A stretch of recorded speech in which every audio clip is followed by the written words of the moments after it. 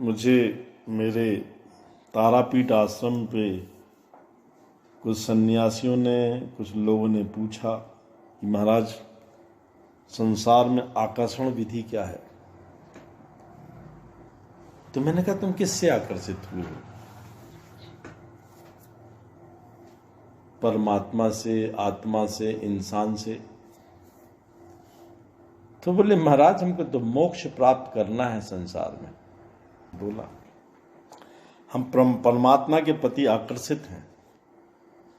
Young लड़का था, मैं देख रहा था कि वो तो हमसे बात कर रहा है, सड़क में जाने वाली लड़की को देख रहा है। मैं बोला, ये आकर्षण वहां है कि परमात्मा में है? मैंने कि ये योगी, नागा, औघड़ छोटी छोटी सी उम्रों में आ जाते हैं बेटा। मैंने उनके घर में भी माँ बाप, भाई बहन, परिवार, संपत्ति होती है। उनका उस समय आकर्षण परमात्मा पे होता है, और वो अचीवमेंट वो 40-50 साल के बाद प्राप्त करते हैं। एकदम से परमात्मा ऐसा नहीं कि आपको बुला लेगा और गोद में बिठा लेगा, यार हम तुमको दर्शन देते हैं। अरे तो प्रैक्टिकल है ये।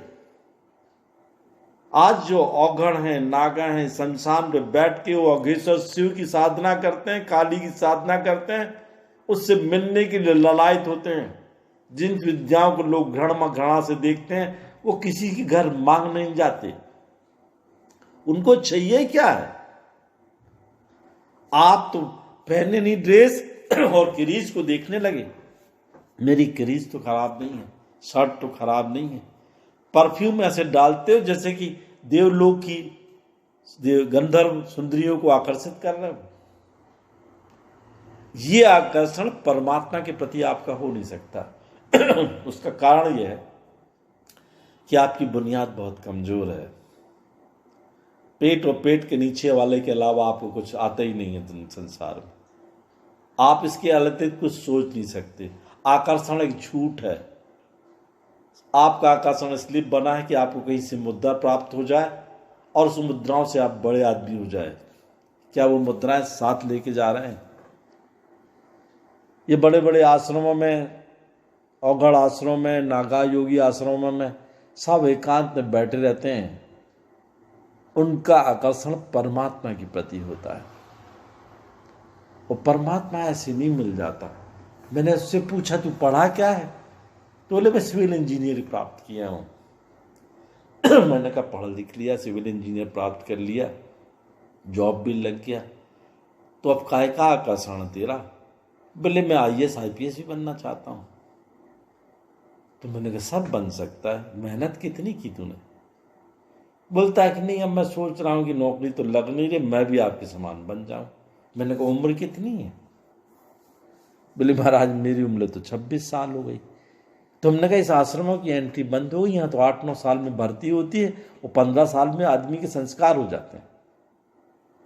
ऐसी आसानी विद्या होती तो हिंदुस्तान में कुलिया कुलिया में योगी, नागा और औघड़ हो जाते। अरे तुम्हारा आकर्षण तो उसके प्रति होना चाहिए जहां तुमको जाना है। यदि सही कोई आकर्षण की विद्या जानना चाहता है तो प्रत्येक दिन 5 मिनट शमशान में बैठ के देखे। ध्यान तो करे कि वहां जाना क्यों है भाई? यहीं रहोगे क्या? जाना हो तो बताओ। ऐसे डरते वहां जाने से जैसे वहां जाना ही ना हो। अरे तुम्हारी बुकिंग तो बहुत पहले ही हो गई है। उसका आकर्षण ढूंढो, जाके देखो वहां। ये परमात्मा के मंदिर, ये शिव मंदिर, ये देवी देवताओं के मंदिर जिसने बनाए हैं, उनने भी परमात्मा को नहीं देखा। वो तो एक व्यवसाय कर रहे हैं। व्यवसाय तो इस बात का है कि 5 तत्वों का शरीर किसी काम का नहीं है, उसको यहीं मिटना है। आकर्षण परमात्मा से करो। इतने बड़े बड़े जो फकीर हुए, साईं बाबा, सतसाई बाबा, भगवान श्री राम औघड़, और बड़े बड़े भुक्तेश्वर सरस्वती औघड़, मैं उनमें से अपने गुरुओं से तो मिला हूँ।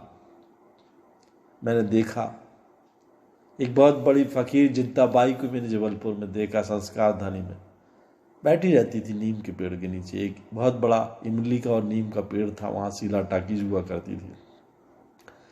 24 घंटे धूप में, पानी में, संसार से कोई मतलब नहीं था उसका। उसका आकर्षण परमात्मा से था। तुम्हारा आकर्षण जिसके प्रति होगा वो तुमको निश्चित मिल जाएगा। मिल तब जाएगा तब आप उसके लिए प्रैक्टिस करोगे, सोचोगे। आपका आकर्षण यदि परमात्मा से मिलने का है, बिरले लोग होते हैं करोड़ों में जिसका एकाध आकर्षण परमात्मा के प्रति होता है। पहले देखा करते थे बहुत शहरों में बहुत से फकीर होते थे, बहुत से लोग बैठा करते थे, आज वो गायब हो गए। आज तो आकर्षण एक ही चीज पे रह गया कि आपको कितनी दौलत कमानी है, सुंदर सी कार हो, सुंदर सी पत्नी हो, बड़ी सी पोस्ट हो, यही आकर्षण।